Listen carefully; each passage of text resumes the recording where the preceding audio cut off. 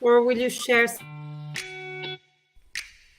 Welcome to the Business Women Australia podcast show, the podcast that brings together industry leaders to discuss the latest trends, insights and strategies.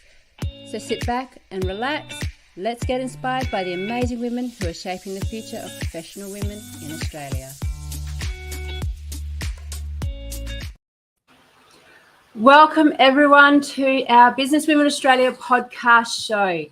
Today, my guest is an Italian expat living in Australia, a mother, a phenomenal-minded businesswoman working in Microsoft in the cybersecurity Go division, and we've stolen her to be part of our culture. And I'd just like to welcome Martina Saldi. Thank you. Thank you for hosting me, Leanne. So just so people have a little bit of a background, tell people what you do with Microsoft? Okay, so sure. And look, I would say that I considered myself always an expat, but recently became a citizen of Australia. So I should change that. Yes, absolutely. But that said, I'm the go-to-market manager leading the data security go-to-market for Australia and New Zealand. So I work I've been in this role for now about 2 years and a half. But let's say that I've worked for Microsoft for a total of 9 years now across different roles and countries. So I firstly start in Italy. So but that's what I'm doing today. So I'm very passionate about it. And you know, it's a big industry to take on with Microsoft, because there's not a single person in the world who hasn't heard about Microsoft. So how did you end up with a career with Microsoft? Well, look, when I first started, I started my career already 12 years ago. I started as a journalist and then jumped into the marketing kind of roles. So, and Microsoft was one of my first, client. I was working for an agency at the time in Italy. And so that was my first step into the IT world, if that makes sense. So I started very early in career with IT. So it was a learning curve for me, because obviously my studies weren't necessarily IT based. I studied marketing and business management. So it was a little bit of a stretch for me, but I became very passionate the more I was working in that industry. So, and the reason why being because we drive change with technology. We're really transforming industries, companies, and we do that, doing that by person. So. I guess and that's the reason why I kind of stayed in the industry, and I came back to the industry when I moved back to Australia, because I'm really passionate. So, in specifically about data security, and cybersecurity, I guess that we all heard that what's happening in the world right now, on all these data breaches. We had millions of citizens data that has been exposed by recent attacks, right? So I guess that I felt an interest on how I can contribute to that industry. And if you want a little bit powerless at the beginning before taking this role, because I wanted to do and make a difference. So that's why I looked proactively to go in the industry of data security. And so yes, I guess that if you think about it, 83% of organizations today experience more than one data breach in their lifetime. So, and the 20% of that is because of an internal actors. So it's really coming down to the people within an organization and the culture that there is behind the security, because having good practice actually can avoid the 99% of breaches. So I don't want to go to detail. I want to keep it conversational, but yeah, that I'm really grateful that I can be and make a difference and be part of this change, as we lead this change with Microsoft. Absolutely, especially now that we're looking into AI playing such a big role in transformation across industries. So yeah, And that's how I I think, ended up here.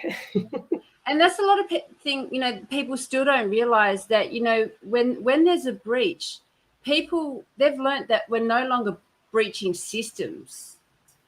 They're breaching people. They're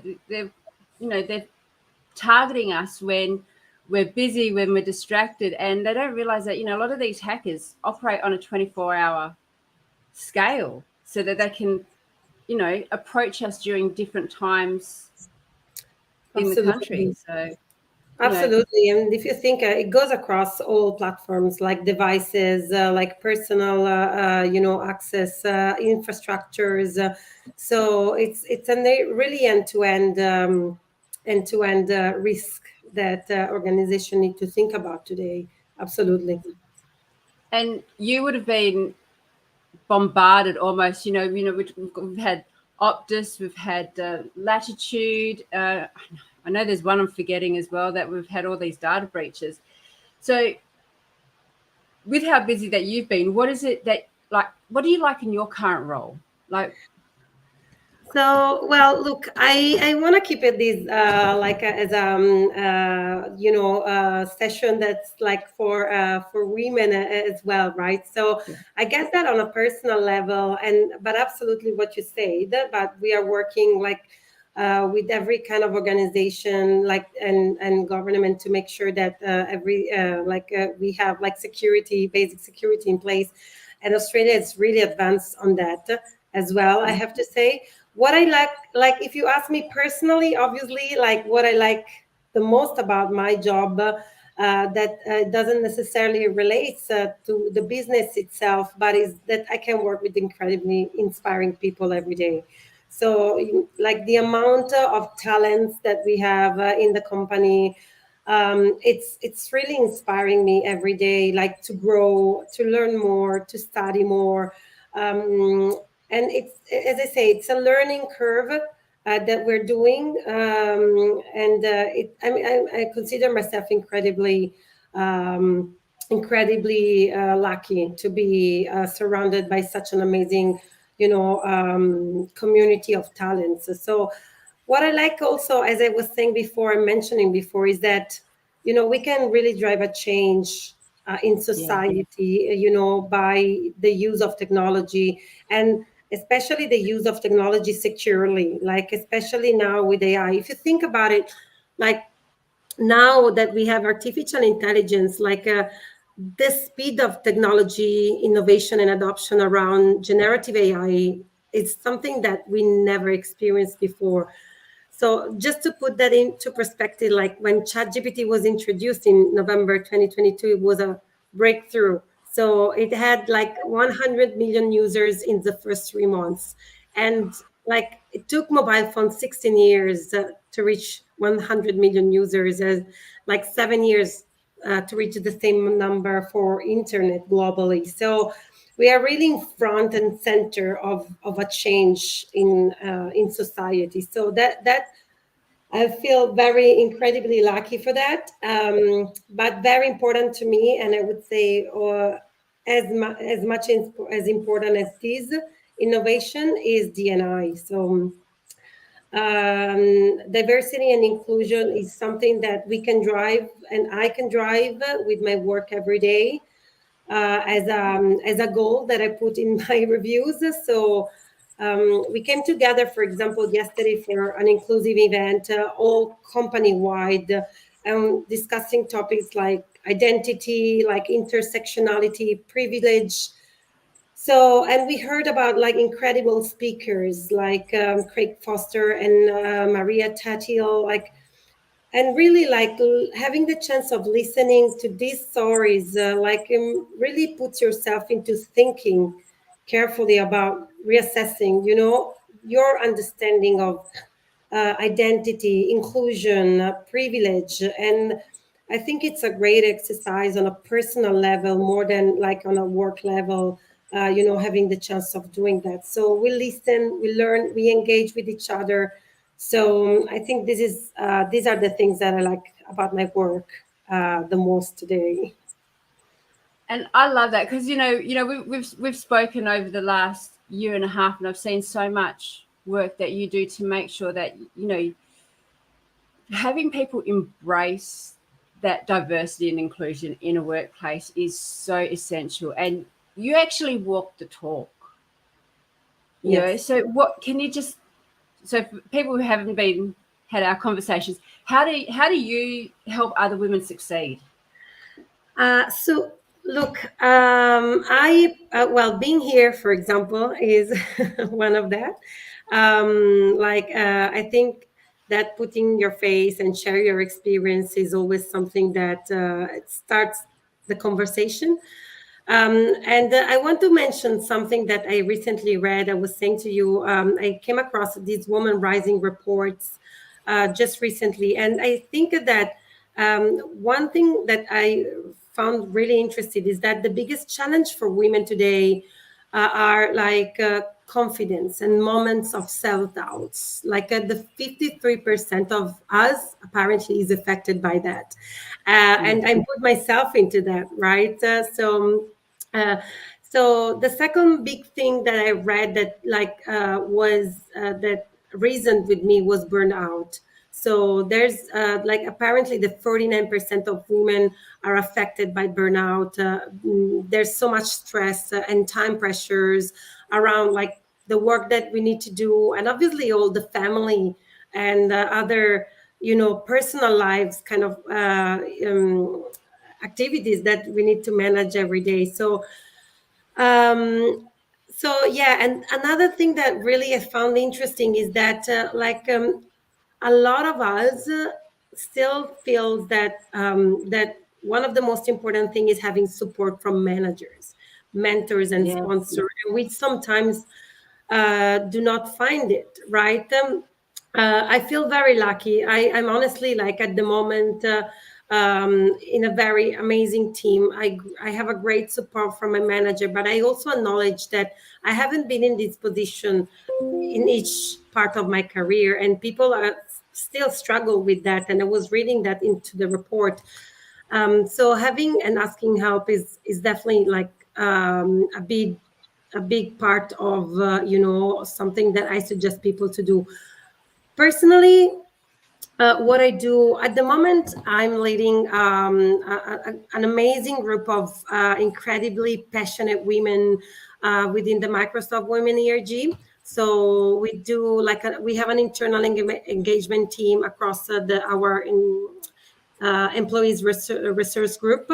So, and we have three main pillars that we're working on to help other women. So one is transforming the culture behind women, for example, on the hiring process. So how can we give the same opportunities to women that our male counterparts? And how we can transform the culture around engaging more with our male allies. And it's incredible that it came out from the Women Rising report.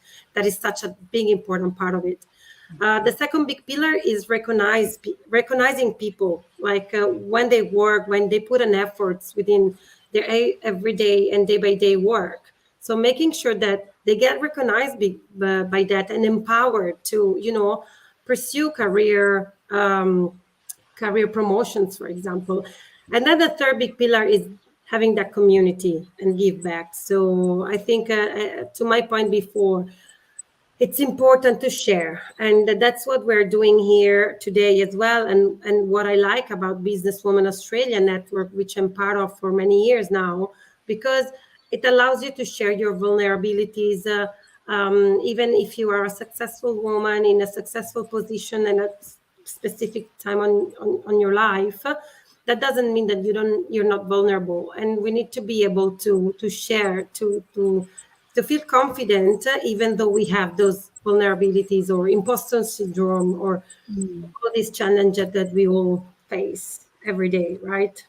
And you find, the more women you talk to, and especially like some of these really amazing, successful women that we get to talk to, the big thing is that we all have that imposter syndrome. It's like we feel like we have to give, 100%, and we have to know 100%, when you know what, we can learn a lot all off board. And the one thing I found with women though is when we get together, we have this great thing where we will celebrate now more if we make a mistake, because we've just, usually it comes with a revelation, we've learned, and we've realized that 100% won't actually give us as much as we will learn when we make a mistake. And having that community and that security to be able to do that. Yeah, and absolutely. And this is what businesswoman was for me at the beginning. Like I admit that when I came to Australia at first, even though I had 10-year experience across different companies and industry, it was hard. Like I didn't have any network. I didn't have any support or people I knew that helped me, like like pursuing my career ambitions, and that was a challenge. Like I had a drop on confidence when I wasn't successful in interviews. I had challenge, and they still have challenges sometimes with the language. So it's incredibly important to be surrounded by women and male allies, because we have so many male allies out there as well, right? So that can support you, and that is my case today. Was my case yesterday. So uh, absolutely, like sharing, as I said, is one of the most powerful tool that we have to kind of like tackle those challenges and understand that we are all in the same boat, if you want. Yeah. And yeah, absolutely. So what would you suggest that women do to succeed?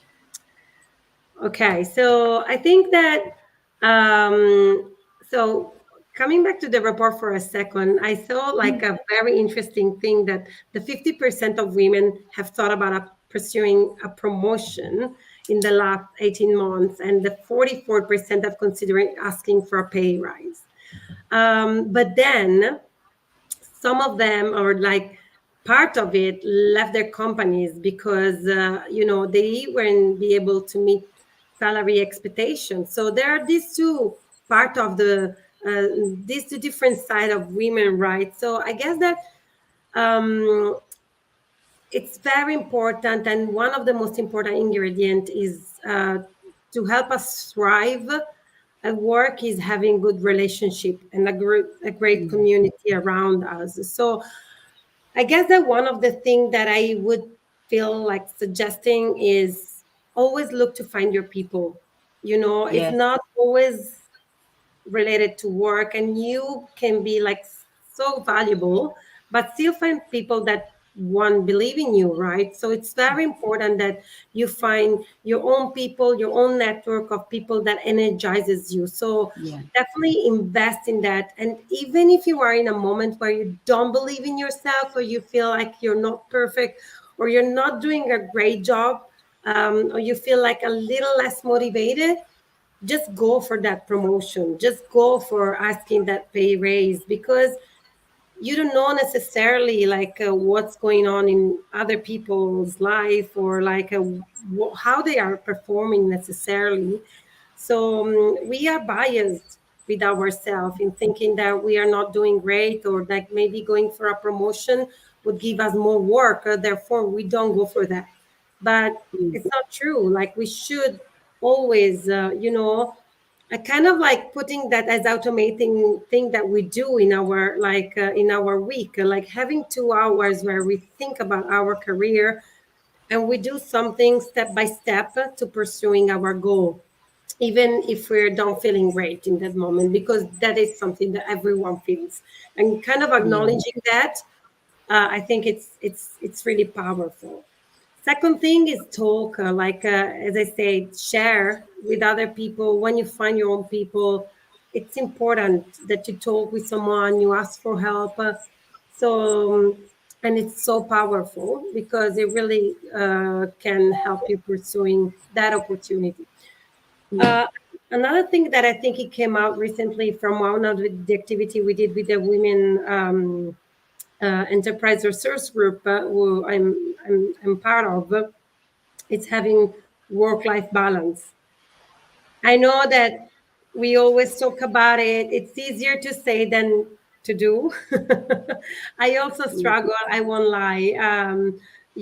Sometimes I have period of time where I do that greatly. I always have that half an hour where I do exercise, I do mindfulness, and sometimes I'm busier and I don't do that. So, but I really see the difference where I actually do it. Like I'm so much more grounded when I actually take time for myself, even if it doesn't work out as I thought. Let's say maybe my mindfulness may be frustrating because my mind just go everywhere that day. But still Yeah. having the time booked, it's really important. So and I that admit I have it scheduled out, so no one can book in with me. Like no one can take that time, and even if I don't use it, at my worst times, I find that I've got that booked out. So you take it. It's yes. Yes, and you do whatever you want with the time, right? But as I say, and I think that one other part is not feeling guilty if you don't. Like we all try to have it. It's important to have it. Sometimes you do it, sometimes you don't, and that's also okay. Like it's like being kind with yourself in a way where you're not perfect. We want to be perfect all the time. I've and the learned. guilt, we're phenomenal with guilt. Oh, Yes, look, I gave myself time, but it means I took it away from my children or my work, or the dog needs walking. But we'll give our time to everyone else, and then when we take it for ourselves, I'm so selfish. absolutely. You Well, know, it's there's one cup that needs to be filled first before you go and give to everyone else. And yeah, yes, and that's such an important thing that we can joke about it, but we forget that we need that space. We need, whether if it's mindfulness or go putting your feet in grass or just sitting. We absolutely. actually need that because there's only so much you can put out. Yeah, no, absolutely. And I feel you. Like I still like I do session. I help other women, but then sometimes I'm the first one feeling guilty because my son comes back from school and say that the other parents did reading groups and I didn't for weeks and months. So, we are, as I said, we are all experiencing the same things. Mm. It's just like learning how to live with it. And one great help I had in my career is actually reading by other women, like a successful woman that I used to look up to, feeling the same way. So, when they share and when we share, like it was really helpful for me to see that, oh, well, this is something that even her in that leadership position is experiencing, then it's normal and still she's succeeding, right? So that was really helpful for me. So that's why even though sometimes feels uncomfortable to come and speak about yourself, your vulnerabilities, I think it's important, and that's kind of my effort. Hopefully, to help other women by listening, right? And that's it. And I found that especially the older we get, the more we understand that to have those people, that community where you can share that vulnerability and there's no judgment, there there's no side eyes because we've all done it. Yes, And we're actually finally seeing this turn in women where we're realizing that, you know what, women are pretty great. We're not catty. We don't backstab. We don't do all those things that we had this banner that was over us for years. It's like, well, actually, no, you find your tribe. You find people who yeah, match that vibrancy, and yes, it's that rising tide lifts all boats. Everyone just comes up together. absolutely. And look, we are the same person, and we go through phases in life, right? We have setbacks. I had setbacks, and I had to rebuild. But we build our resiliency with that, right? So Yes. it's important that we keep ourselves grounded, and even when we are successful, and actually I think that when we are successful is where we need to do the most effort, because Yes. then is where we are in a position to helping others, right? So, but absolutely, I agree with what you're saying. And I think the stats are for like every woman who becomes successful, she brings another four with her. Yes. So by just engaging in that practice alone, it's a generational change that's just going to be impacted for years to come. Yes. But And please, sorry. no, keep going. No, I mean, I was saying absolutely, and that was my experience as well, right? Like, I had setbacks, as I was sharing before. I changed countries multiple times. I went to Japan, and then I came to Australia. So, and every time, like starting from scratch, it's hard, like because obviously you come with your background, and for some it's valuable, for other is not, right? So Yeah. it's really important that you like trying to focus that those are setbacks that everyone experience in their life. And yeah, as I say, that like it's, and then with time you develop that kind of consciousness of being intentional on where you want to Yeah. go, right? But yeah, there are setbacks, and life is a roller coaster, as we know, right? So it's really enjoying the moment where you are successful and helping others while you are, and getting the help when you need it. And what's the biggest takeaway? We've talked about what you've experienced in this journey, like because we're just about out of time already. Yes.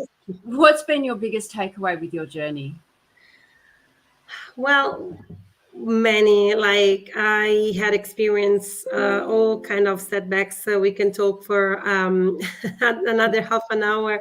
But yeah, I've experienced like bullying, and mobbing. Like I think that, as I said, like probably my biggest challenge, I guess, that now that I'm like in my 40s, and I consider myself more mature, if you like, but I um, don't know. I'm in my 40s and I'm still yet to grow up. yeah, well, exactly. I kind of changed my mind while I was saying that, but that's it.